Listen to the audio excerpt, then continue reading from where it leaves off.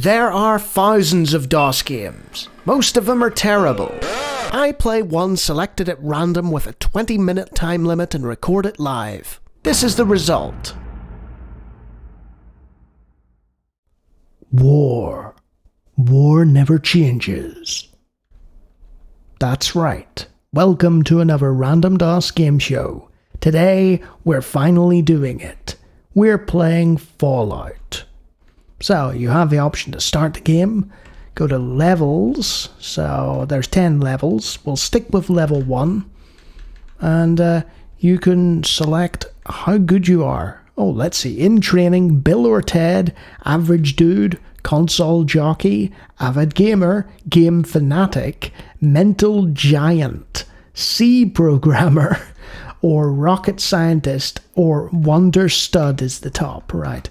We'll go for in training. Let's have a look at the instructions. The object of the game is simple. Guide the falling piece so that it forms a horizontal, vertical, or diagonal line of 3 or more of the same symbol. And they explode. Right, okay, so it's a bit like Tetris, but not quite. It's like a variation of that. I thought it was a classic apocalyptic role-playing game, but apparently I'm wrong. And Bethesda would go on and release a third in the series where they took the falling block concept of Fallout and made it 3D and very high budget, I believe. I'll never forget those megaton blocks. Anyway, let's start the game and see what happens. So, blocks are falling, and it reminds me a little of Dr. Mario. So you've got 3 different colours, and you have to match them. So let's do that. There we go. Yes, that worked, and we accidentally screwed up there. To automatically bring the block down, of course, you hit the arrow key, the down arrow. Let's put those there, and the blocks will split off. And that looks like it's just 3 blocks of 3. And there's PC speaker sound. You know what? It's quite playable, quite enjoyable. Yep. I remember people probably watched a lot of my Tetris ones and watched me play Tetris incorrectly. And it's because I was trying to play it like this. I was trying to match 3 of the same colour. Now, the problem with matching 3 of the same colour, as some of you will be aware, is I'm shade colourblind. So the yellow and the green look the same to me.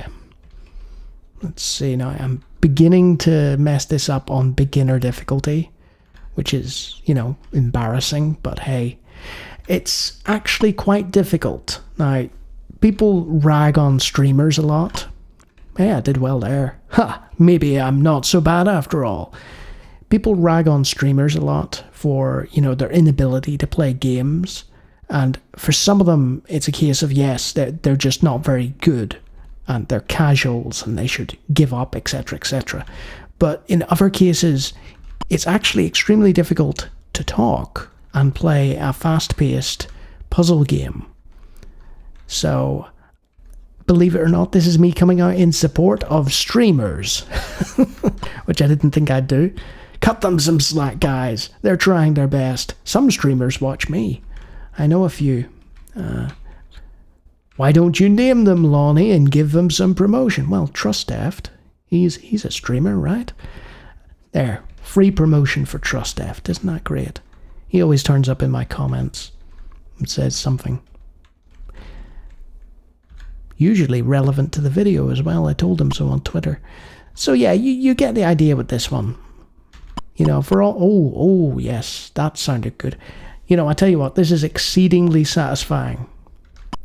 This scratches the sort of correct puzzle itch. And I love when 3 colours come together. I believe it's like Dr. Mario. People who know Dr. Mario more than me, I only played it a little, will be able to tell me whether that's similar to it or not. But it's like a spin on the falling block Tetris concept, and it's a very good spin. Very enjoyable. And this one comes from 1990, so it may well predate Nintendo's effort. I'm not entirely sure. I'd have to look that up.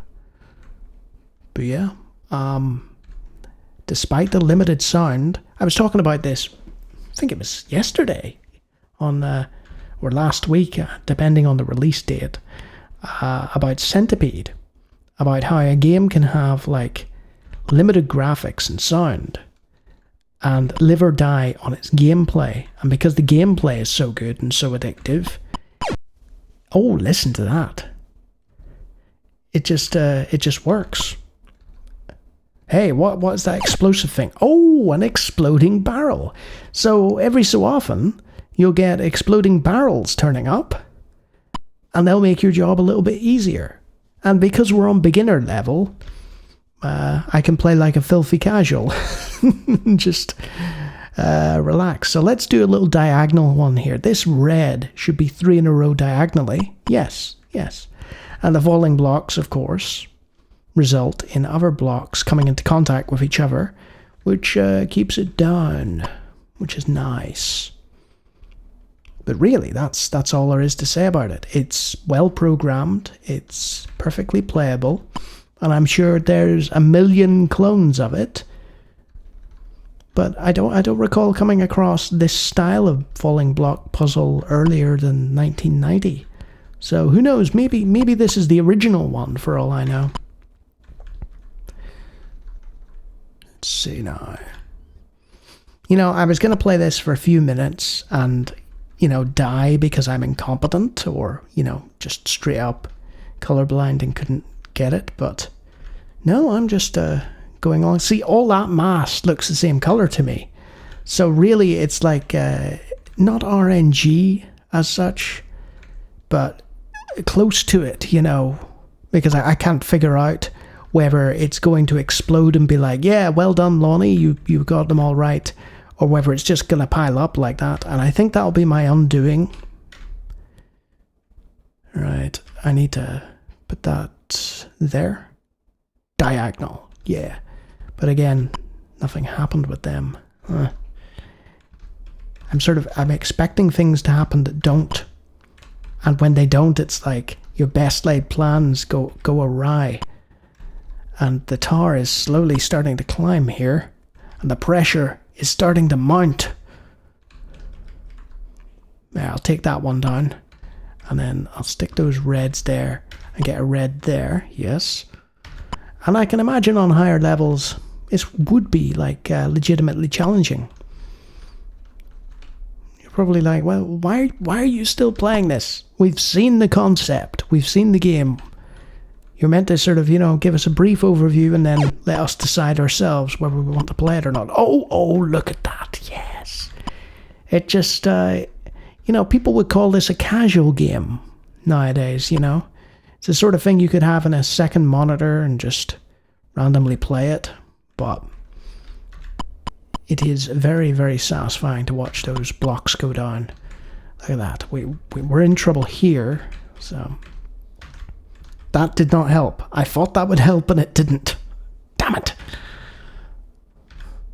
I'd be absolutely amazed if people, I view the analytics of my videos, Usually the retention rate's quite high. People will watch my stuff rather than just flip it on, see what sort of game is, and then exit out and make their own decision.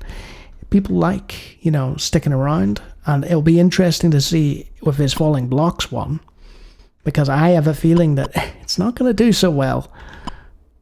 People like exciting, fast-paced, first-person concepts, and this is not one of them. But yeah, I guess I could finish this here, but honestly, I think this might sneak into a top 25, It's just such a well-programmed bit of... I'll just quit the game here. Or not. There we go. Right. Okay. So that is Fallout. What is Fallout? Well, in hindsight, it's one of the most unfortunately named games ever. Because this is a legitimately enjoyable puzzle game. It's really well programmed and really well done. Unfortunately, its name means that, searching for it or finding it in places is going to be very difficult. And most of the people who do find it will be searching for something else entirely. But yeah, I really enjoyed Fallout. So it's not the first Fallout game I've enjoyed, but hey, it's an excellent little puzzle game, and it's well worth playing for people who like Tetris, Dr. Mario, those sort of things. It was really, really enjoyable. And it had that sort of lo-fi charm and aesthetic of just little PC speaker boops, nice colourful graphics that made sense. Big thumbs up. And if you like me talking about DOS games, I have hundreds of videos on the channel. Feel free to take a look, and if you like what you see, you can always subscribe. And if you can get a higher score in Fallout 1 than I can, then you're probably using VATS, or you're one of these fine Patreon people. Fantastic people. Until next time. B for bomb? I could have used a bomb all this time.